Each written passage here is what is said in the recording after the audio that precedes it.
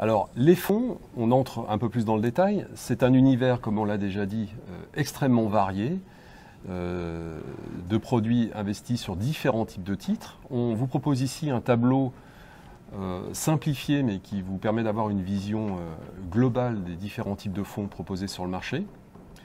Alors, on a assez classiquement des grandes catégories. On a la catégorie des fonds monétaires, qui sont investis dans des titres à très court terme, donc des fonds dont le niveau de risque est réputé être relativement faible et qui sont plus adaptés à des placements de très court terme. On sait qu'actuellement, ces placements ne rapportent pas grand-chose et ont même parfois, du fait des frais, on en parlera plus tard, des rendements négatifs. Une autre catégorie importante de fonds, c'est celle des fonds obligataires, qui sont investis en obligations à moyen et long terme, en obligations d'État par exemple. Là, le risque dépend évidemment de la solidité financière des émetteurs, des entreprises, des collectivités, des États qui émettent ces obligations.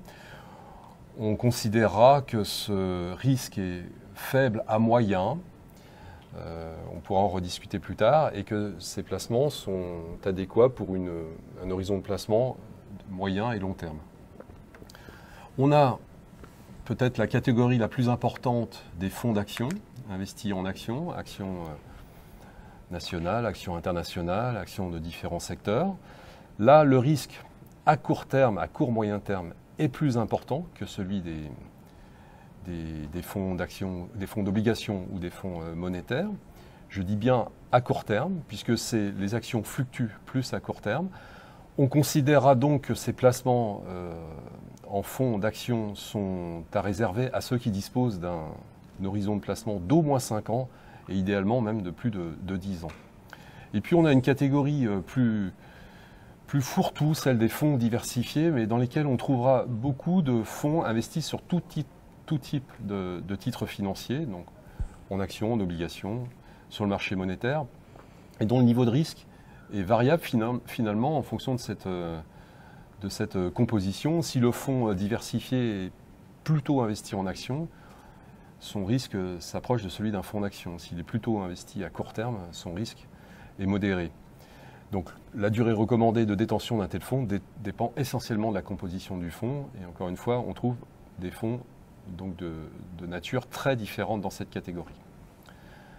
Alors pour en dire un petit peu plus sur la manière dont se comportent ces différents fonds, prenons l'exemple des fonds obligataires. Quelles sont les circonstances favorables et les circonstances défavorables pour ce type de fonds? La chose principale à savoir s'agissant de placement dans les obligations, c'est que les taux d'intérêt vont déterminer l'évolution du prix des obligations. Donc si les taux d'intérêt baissent, la valeur des obligations augmente. Et si les taux d'intérêt montent, la valeur des obligations... Pardon, si les taux d'intérêt baissent, la valeur des obligations monte. Si les taux d'intérêt montent, la valeur des obligations baisse. On s'y perd un peu. Donc ça veut dire qu'à tout moment, il y a un risque en plaçant une épargne en obligation. Actuellement, les taux sont bas.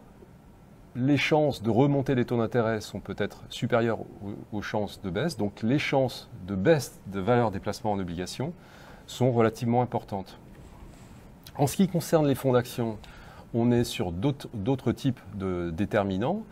La circonstance favorable pour investir dans un fonds d'action, c'est évidemment des anticipations optimistes concernant les bénéfices des entreprises sur lesquelles on va investir, essentiellement le plus souvent des entreprises cotées. Donc, dans un environnement de croissance et de stabilité économique et de croissance des bénéfices, le prix des actions va monter, la valeur d'un fonds d'action investi en actions va monter également. A l'inverse, en cas d'anticipation pessimiste, si l'on anticipe la baisse des bénéfices des entreprises cotées ou plus largement une récession économique, la valeur du fonds d'action suivra celle des indices d'actions et donc va baisser. Donc on comprend mieux d'ailleurs l'intérêt de se tourner vers l'avenir avant de choisir un fonds.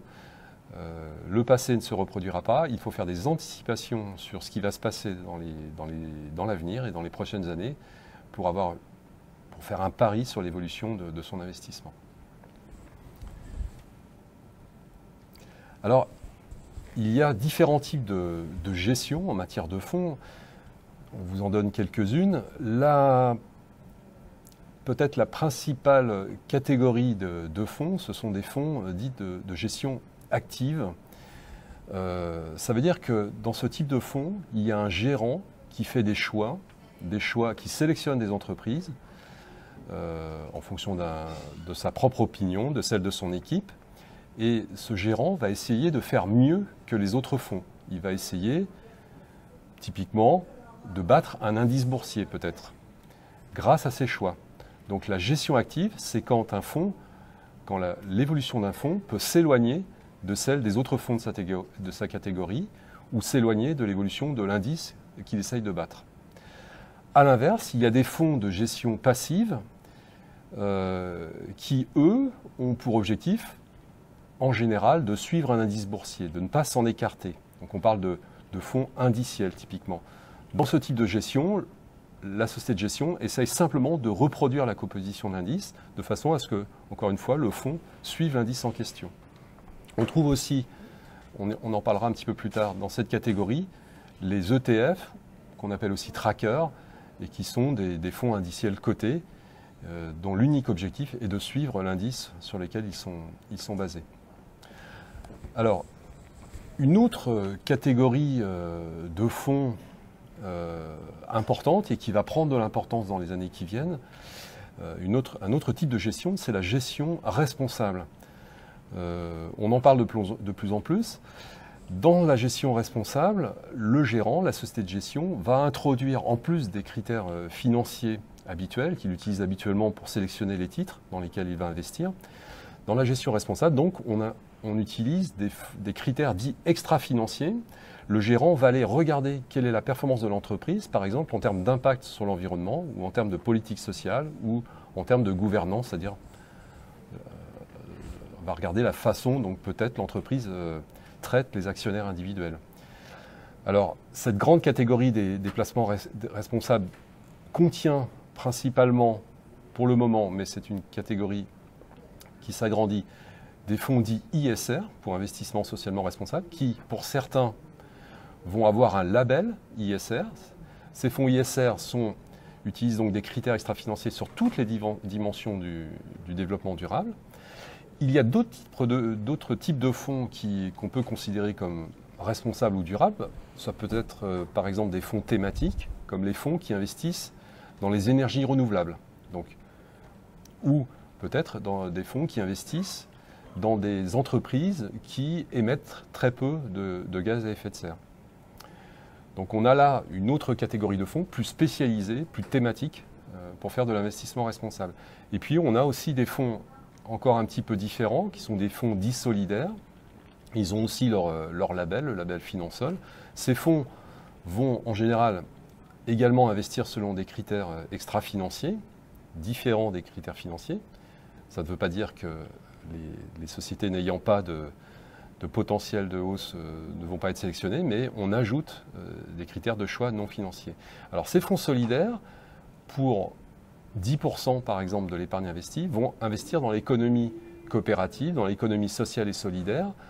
Il s'agit souvent de sociétés d'insertion, par exemple, d'insertion par l'emploi.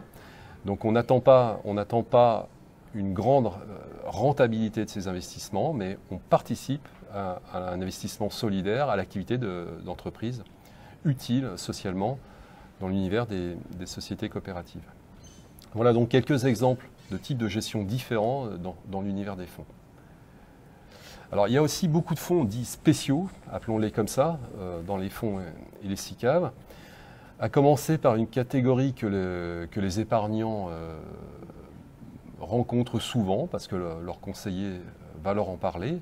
Ce sont ce qu'on appelle les fonds à formule.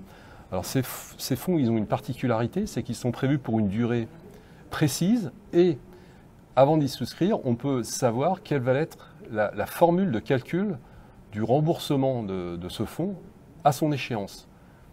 Par exemple, on peut comprendre que ce fonds va rembourser en fonction de l'évolution chaque trimestre d'un indice boursier. Et souvent, ces fonds vont protéger le capital investi à hauteur, par exemple, de 80 ou 90%.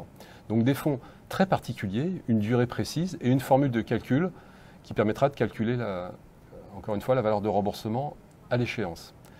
D'autres types de fonds qui se développent, c'est ce qu'on appelle les fonds flexibles. Tout à l'heure, je parlais des fonds diversifiés.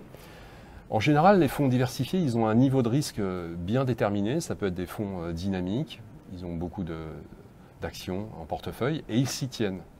Avec les fonds flexibles, qui sont souvent proposés à des épargnants relativement fortunés, en banque privée, comme on dit, on a une flexibilité totale, c'est-à-dire que le gérant peut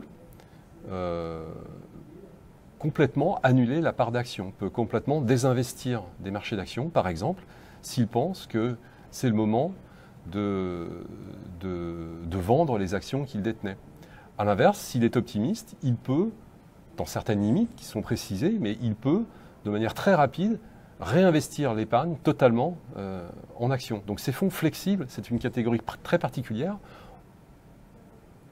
C'est comme si on faisait confiance à un gérant pour anticiper correctement les évolutions des marchés. On lui fait confiance, on lui signe un chèque en blanc. On verra plus tard qu'il faut évidemment regarder la qualité du fonds dans lequel on investit, mais ce sont des fonds dont la composition peut totalement varier. Les fonds à horizon, alors c'est une catégorie de fonds qui va certainement se développer également. Les fonds à horizon, comme leur nom l'indique, sont des fonds prévus pour une certaine durée de placement, typiquement l'horizon retraite. Si vous êtes, admettons, à 45 ans et que vous pensez partir à la retraite à 65 ans, vous pourrez choisir un fonds à horizon 20 ans.